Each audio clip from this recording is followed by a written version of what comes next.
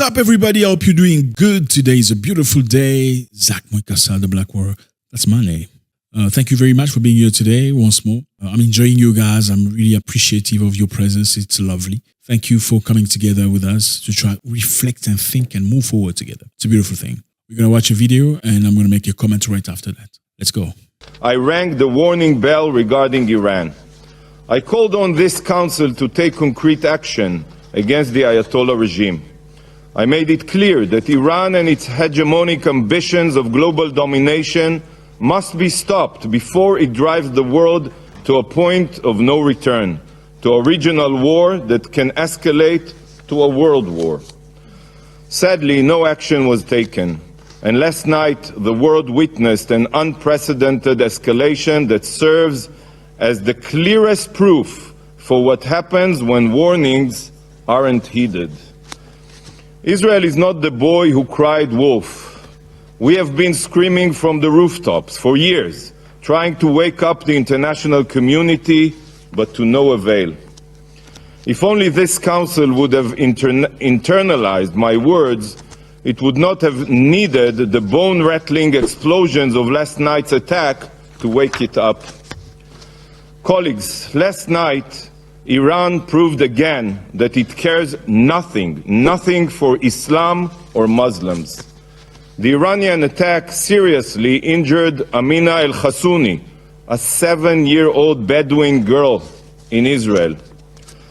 But look at this video that shows how Israel intercepts Iranian drones above the Temple Mount and Al-Aqsa Mosque.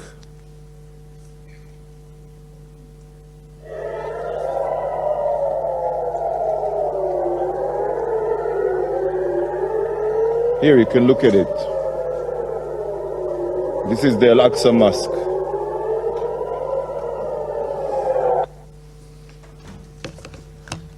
To Iran, Israel's annihilation and igniting the region is more important than Islamic holy sites. The Ayatollah regime, in its plot to impose a global Shiite hegemony through its proxies, has even attacked Saudi Arabia, as we all remember, Aramco oil field, the United Arab Emirates, and anyone else they view as an obstacle. I ask the Algerian representative here, how this make you feel?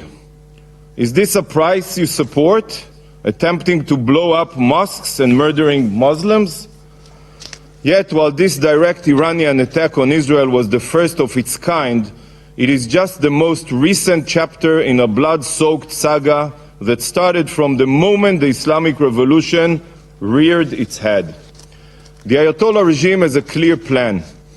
Its goal has been and continues to be world domination by exporting its radical Shiite revolution across the globe. I assume you all know it.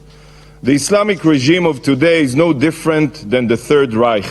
And Ayatollah Khamenei is no different than Adolf Hitler. Hitler's Third Reich was envisioned to be a 1,000-year empire stretching across continents, just as Khamenei envisions his radical Shiite hegemony to stretch across the region and beyond. This is why Iran arms themselves with intercontinental ballistic missiles, ICBMs. Iran and Israel are on the same continent. You are next. The Ayatollah regimes acts like the Nazi regime, and their army includes Hamas, Palestinian Islamic Jihad, Hezbollah, the Houthis, the Revolutionary Guard, and other savage jihadists. Instead of shouting Sieg Heil, these radical Nazi Islamists scream death to Israel, death to America, death to England. Just like the Nazi regime, the Ayatollah regime sows death and destruction everywhere it touches. For the past years, Ukrainian civilians have been killed from the skies with Iranian weaponry. President Zelensky, in condemnation of Iran's attack last night, said, and I quote, "The sound of Iranian Shahed drones, a tool of terror, is the same in the skies over the Middle East and Europe. This sound must serve as a wake-up call to the free world. Listen to President Zelensky and wake up." Just like the ever-reaching hand of the Wehrmacht, Iran struck Albania with cyber attacks and launches strikes against Kurds in Iraq. We all remember the 2021 attack on the oil tanker Mercer Street, in which British and Romanian crew members were killed. And just yesterday, Iran seized a Portuguese cargo ship. The crew being held right now by Iran includes Indian, Filipino, Pakistani, and Russian nationals. Iran threatens global maritime trade. Iran is not only a terror state, Iran is a pirate state. Colleagues, just this week, the court in Argentina held Iran directly responsible for the 1994 terror attack in Buenos Aires on the Jewish Community Center, which killed 85 people and wounded 300. And just like the Third Reich and their brutal SS officers, the Iranian regime not only spreads evil abroad, but also torments and murders their own citizens. In 2023 alone, the Ayatollah regime executed 834 Iranians. The regime oppresses women while murdering them for not wearing their hijab properly. When the Iranian people peacefully protest this brutality, they are suppressed by live ammunition. Hundreds of protesters were killed and thousands have been arrested. This is a regime that allows its own people to die of thirst in Isfahan, while it funds terror around the world with billions of dollars. What have you done to defend the world from Iran? Seriously, the entire globe is suffering from Iran, including the Iranian people. Please defend them. For years, the world has watched the rise of a Shiite Islamist Reich. Yet, just like during the rise of Nazism, the world has been silent, deafeningly silent. Mr. Secretary General, Iran has been violating Security Council resolutions and the UN Charter for years. They supply Hezbollah with weapons in violation of resolutions 1559 and 1701. They advance weapons proliferation in violation of resolution 2231. They violate resolutions 1540 and 2216. Why have you not used all possible means to condemn Iran and demand compliance? Why have you instead rolled out the red carpet for these genocidal jihadists? Why do you treat them as if they are interested in de-escalation when you know that the opposite is true? Colleagues, Iran's strategy has been crystal clear: arm, fund, and train terror proxies across the globe to carry out Iran's murderous scheme of domination. But today, the mask of Iranian deniability has been removed. No more hiding and no more bluffing. No more shirking of responsibility. Iran has attacked Israel from its own sovereign territory, publicly and proudly. The mask is off. Iran, the #1 global sponsor of terror, has exposed its true face as the destabilizer of the region and the world. And now, right now, is when the world must stop ignoring Iran's crimes and take action. As Iran's mask has fallen, the world's complacency must also fall. The mask comes off and the gloves must come on. The snooze button is no longer an option. The only option is to condemn Iran and utilize every means necessary to make them pay a heavy price for their horrible crimes.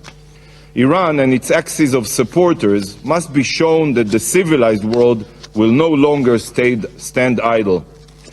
While many countries immediately condemned the attack, those who did not must ask themselves, how do you want history to remember you? Council members, last night's attack was a blatant violation of international law and the UN Charter. It was an act of utter escalation that can drag the entire region and world into war. But can you imagine if the attack was carried out under an Iranian nuclear umbrella? Or if some of Iran's missiles had nuclear warheads? The regime that launched an unprecedented strike on Israel, a fellow member state of the UN, is barreling towards nuclear capabilities. This is a terror state responsible for global destruction, and soon they will have nuclear capabilities. You all know that Iran is systematically violating the JCPOA and has enriched uranium up to 60% purity and even more. Iran's breakout time to produce an arsenal of nuclear weapons is now weeks, mere weeks. No concrete action has been taken, and the IAEA inspectors have been kept in the dark. Iran is on the verge of becoming a nuclear power. It should terrify every member of this council. Take a moment to think what would happen if Ayatollah Khamenei could have launched a nuclear bomb last night. Is this the world we want to live in?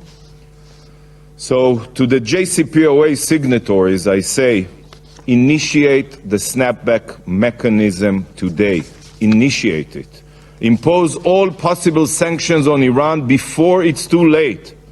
We need a world led by Churchills, not Chamberlains. Colleagues, on October 7th, Hamas, with Iranian funding, with Iranian weaponry, with training, carried out the most brutal massacre of Jews since the Holocaust. They slaughtered our children.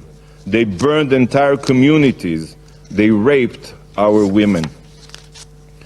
They took families hostage and are abusing 133 hostages. Hezbollah, with its Iranian arms and sponsorship, have fired thousands of rockets into Israel since October 7th, decimating towns. The Houthis, with Iranian weapons and instructions and intelligence, are firing at every merchant vessel that is suspected of having ties to Israel.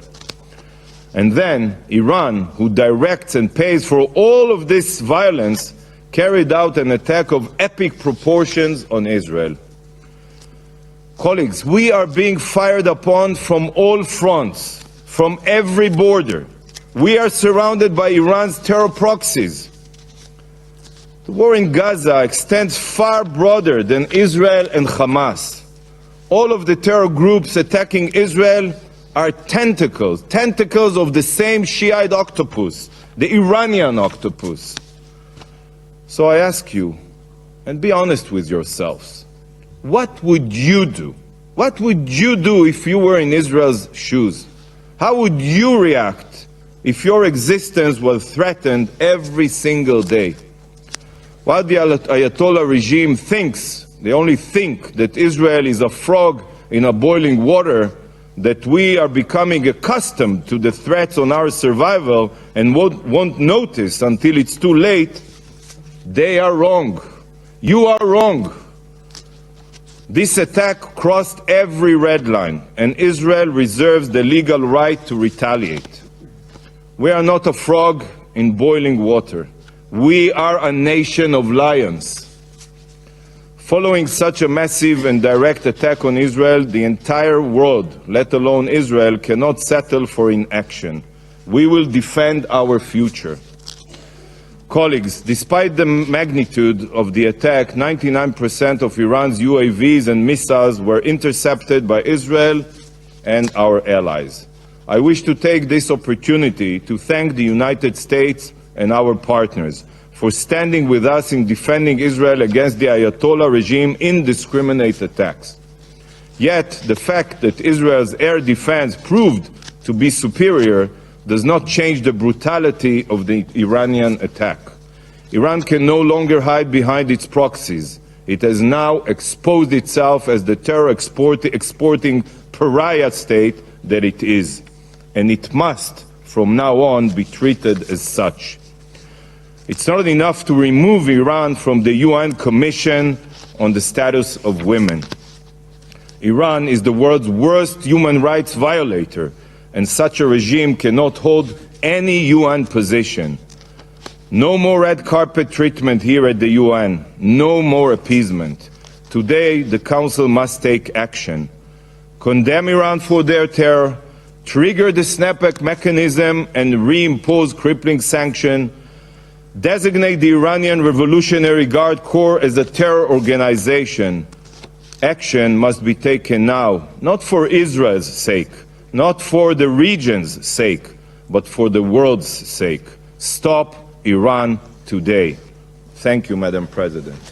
I thank the representative of Israel. I pass the floor to the representative of the Islamic Republic of Iran. Thank you. In the name of God, the compassionate and merciful, Madam President, as we informed in our letter last night in response to the Israeli regime's recurring military aggression, particularly its armed attack on 1st April 2024 against Iranian diplomatic premises, a defiance of Article 2 of the Charter of the United Nations, the armed forces of the Islamic Republic of Iran carried out a series of military strikes on Israeli military objectives with dozens of missiles and drones. Iran's operation was entirely in the exercise of Iran's inherent right to self-defense as outlined in Article 51 of the Charter of the United Nations and recognized by international law. This concluded action was necessary and proportionate. It was precise and only targeted military objectives and carried out carefully to minimize the potential for escalation and prevent civilian harm. Madam President, we thank those members of the Council who condemned the Israeli armed attack against our diplomatic premises in Syria. Regrettably, in this chamber, certain members of the Council, including the US, UK and France, has chosen once again to turn a blind eye to reality and overlook the root causes contributing to the current situation. In hypocritical behavior, these three countries falsely blamed and accused Iran without considering their own failures to uphold their international commitment to peace and security in the region. They made unsuccessful attempts to use lies, manipulate the narrative, spread disinformation, and engage in a destructive blame game.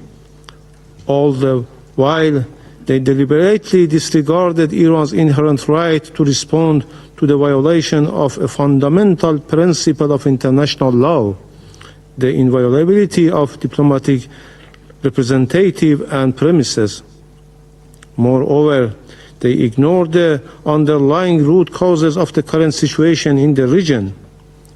For over 6 months now, these countries, especially the United States, have shielded Israel from any responsibility for the Gaza massacre, while they have denied Iran inherent right to self-defense against the Israeli armed attack on our diplomatic premises. At the same time, they shamefully justified the Israeli massacre and genocide against the defenseless Palestinian people under the pretext of self-defense. They made cynical attempt to justify and cover up the atrocities of the Israeli regime against the people of Palestine by arbitrary and misleading interpretation of self-defense. Madam President, following the Israeli regime cowardly terrorist and armed attack against our diplomatic premises in Damascus, the Syrian Arab Republic, on the 1st of April, we notified the UN Security Council and Secretary General of such international wrongful act, as well as of Iran's inherent right under international law to respond to such terrorist armed attack. Also, in a phone conversation with the UN Secretary General on 2nd April, Iran Foreign Minister discussed the situation and called for taking appropriate action and a strong condemnation from the international community for this horrific crime.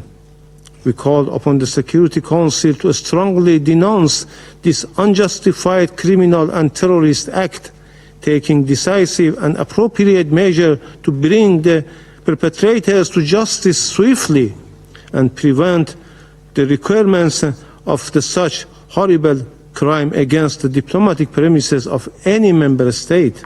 Regrettably, the Security Council has failed in its duty to maintain international peace and security.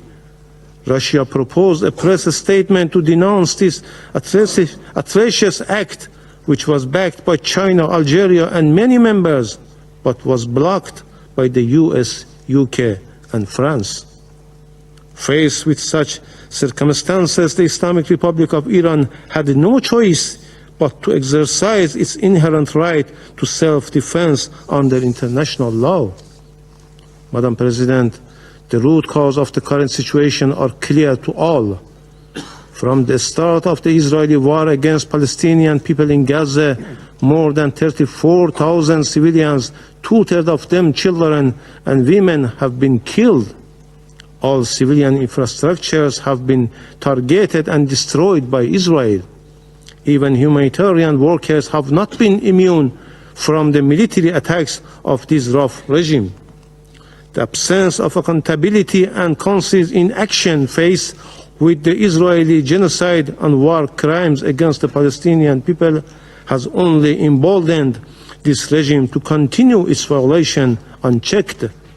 The US and its allies have blocked the Security Council for over 6 months, protecting Israel from accountability for the Gaza massacre.